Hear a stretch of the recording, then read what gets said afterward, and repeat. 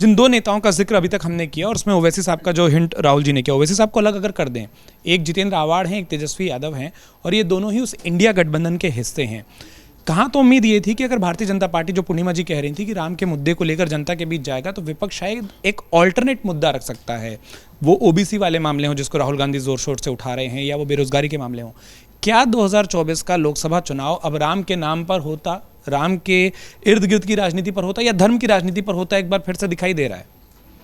देखिए, राम के बारे में तो मैं सबसे पहले ये कहना चाहूँगा कि अल्लामा इकबाल जो एक बहुत मकबूल शायर हुए हैं, उन्होंने ये कहा था कि है राम के वजूद पर हिंदुस्तान को नाज, अहले नज़र समझते हैं इनको इमाम हिंद।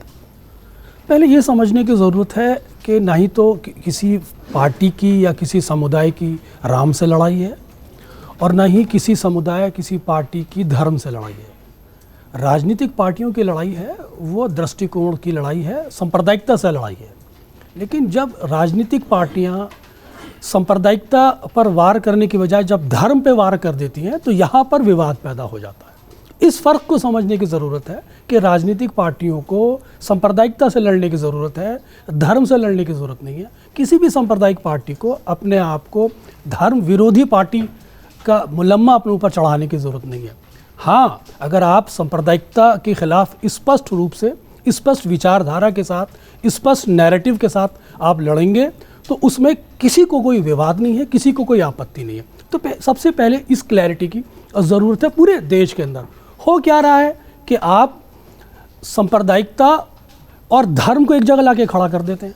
आप ये भूल जाते हैं कि आप सांप्रदायिकता पे वार करते करते आप धर्म पे वार करने लगते हैं। तो धर्म पर वार करने की ज़रूरत नहीं है, सांप्रदायिकता पे वार करने की ज़रूरत है।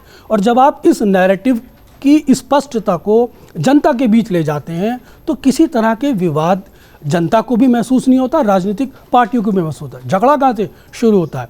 जब आप सांप्रदायिकता को तो भूल जाते हैं, धर्म को ही सांप्रदायिकता मान लेते हैं, तो यहाँ से विवाद शुरू हो जाता है। और जो धार्मिक दृष्टिकोण रखती है राजनीतिक पार्टी, वो इसे राजनीति में भुना लेती है। तो सबसे पहला मेरा इस इशू पर यही इनपुट है। अगर आप ये वीडियो YouTube पर देख रहे हैं तो हमारे चैनल को सब्सक्राइब करें और बेल आइकन को दबाना ना भूलें। अगर आप Facebook पर ये वीडियो देख रहे हैं तो हमारे पेज को लाइक करें।